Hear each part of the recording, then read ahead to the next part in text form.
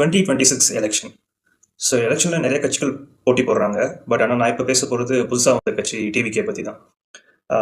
எனக்கு விஜய் ரொம்ப பிடிக்கும். நான் சின்ன வயசுலேருந்து விஜயோட படங்கள்லாம் நிறைய நான் பார்த்துருக்கேன். அவர் எலெக்ஷனுக்கு வரதை பற்றி தான் இப்போ நான் என்ன நினைக்கிறேன்னு நான் பேச போகிறேன். யூஸ்வலாக ஒரு 2 months முன்னாடி வரைக்கும் நானும் ரொம்ப எக்ஸைட்டடாக இருந்தேன். அவர் வந்தால் ரொம்ப நல்லாயிருக்கும், புதுசாக ஒரு டிஃப்ரென்ஸ் இருக்கும்.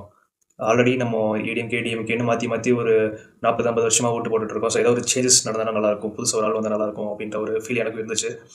பட் இப்போ ரீசெண்டாக ஒரு லாஸ்ட் ஒரு 2 months நடக்கிற அந்த இஷ்யூஸ், விஜயோட அஃபேரை பற்றி நிறைய நியூஸஸ் வந்துச்சு. அப்புறம் கட்சியில் பொதுக்குழு கூட்டத்தில் நிறைய ப்ராப்ளம்ஸ் நடந்துச்சு. இதெல்லாம் பார்க்கும்போது எனக்கே கொஞ்சம் ஒரு மாதிரி ரொம்ப அவசரப்படுறோமோ அப்படின்ற மாதிரி ஒரு தாட் தான் வருது. கட்சி ஆரம்பிச்சு ஒரு 1.5-2 years தான் இருக்கும். இப்போ உடனே வந்தோன்னு ஒரு சிஎம் போஸ்டிங் எடுத்து கொடுத்தோம்னா அது எந்த மாதிரி ஒர்க் ஆகும், அவரால் அதை தாங்கிக்க முடியுமா, இந்த மாதிரி நிறைய கேள்விகள் இப்போ வர ஆரம்பிச்சிருச்சு. இதை பற்றி இன்னும் கொஞ்சம் கிளியராக சொல்லணும்னா, இப்போ நான் கொஞ்சம் இதை வேறு மாதிரி யோசிக்க ஆரம்பிச்சிட்டேன். விஜய் வரது நல்ல விஷயம்தான்.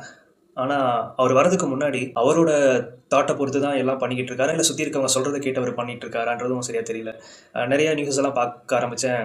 அவர் அந்த பொதுக்குழு கூட்டத்தில் பேசும்போது கூட அவர் எழுதி கொடுத்தது தான் பேசுகிற மாதிரி காமிச்சாங்க. இப்போ நான் ஒரு பர்டிகுலர் வீடியோவை பற்றி சொல்லணும்னா, அவர் எந்த மாதிரி ரியாக்ட் பண்ணணுன்றதை முதற்கொண்டு ஒரு பேப்பரில் எழுதி கொடுத்துருக்காங்க. அவர் அது மாதிரி ரியாக்ட் பண்ணுறாரு. என்னை பொறுத்த வரைக்கும் விஜய் வந்தாருன்னா அவர் மனசுலேருந்து எடுத்த முடிவுகளை வச்சு அரசியல் பண்ணால் நல்லாயிருக்கும்.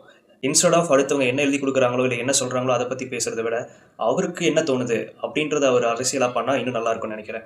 இன்னொரு விஷயம் எனக்கு தோணுது என்னென்னா, இப்போ தான் வந்திருக்காரு, உடனே ஒரு பொறுப்பு எடுத்து கொடுக்குறதுக்கு பதிலாக இன்னொரு 5 years போட்டுமே, அவர் அரசியல் இருக்கட்டும்.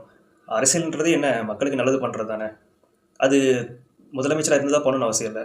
எதிர்கட்சியாக இருந்து கூட பண்ணலாம், இல்லை வேறு ஒரு நார்மல் கட்சியாக இருந்து கூட பண்ணலாம். இன்னொரு 5 வருஷம் களப்பணியெல்லாம் பண்ணட்டும், மக்களை சந்திக்கட்டும், இன்னும் நிறைய விஷயங்களை தெரிஞ்சுக்கிட்டோம், அரசியல் என்னன்றதை முழுசாக தெரிஞ்சுட்டு ஒரு 5 years கழித்து மறுபடியும் எலெக்ஷன் நிற்கும்போது அவர் இவ்வளோ விஷயங்கள் பண்ண வேண்டிய அவசியமும் இல்லை. அவர் பண்ணுற விஷயங்களை வச்சு மக்கள் ஆட்டோமேட்டிக்காக ஓட்டு போட்டுருவாங்க. இல்லை இந்த எலெக்ஷனே நல்லா போகுது, எல்லாரும் அவருக்கே ஓட்டு போட்டாங்க, அவரே சிஎம் ஆகிட்டாருன்னா இன்னும் சூப்பர். எனக்கு அதுலேயும் சந்தோஷம் தான். வந்ததுக்கப்புறம் இன்னும் நிறைய விஷயங்கள் நல்லது பண்ணோன்னா பாராட்ட வேண்டிய விஷயந்தான். ஸோ என்னை பொறுத்த வரைக்கும் இந்த வருஷம் நான் 2 கட்சி தான் எதிர்பார்க்குறேன். ஒன்று டிஎம்கே, இன்னொன்று டிவிகே. டிஎம்கே எனக்கு தெரியல, அவங்க பல வருஷமாக கட்சியில் இருந்துகிட்டே இருக்காங்க.